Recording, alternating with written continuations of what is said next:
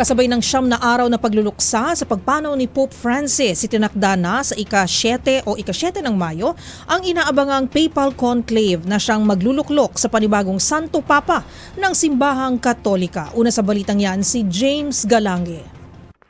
Itinakda na sa May 7 ang pagsisimula ng inaasahang Papal Conclave o ang pagpili ng mga kardinal ng bagong hihiranging lider ng Simbahang Katolika.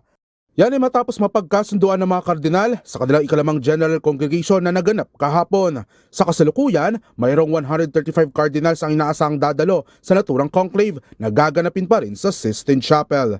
Samantala, ang mga kardinal na nasa 80 pababa lamang ang pinapayagang dumalo sa conclave at manggagaling ang bagong Supreme Pontiff. Ayon naman sa isang interview kay Spanish Cardinal Jose Covo, ang conclave nito ay tinawag nitong unpredictable at maaring wala sa inaasahan ng madla ang hihiranging bagong Santo Papa. Habang si Italian Cardinal Pietro Parolin naman, ang nagsilbing Secretary of State ni Pope Francis, ang kasalukuyang Preferiti, ang pinakapaborito na humalili sa upuan ni San Pedro sa Vatican.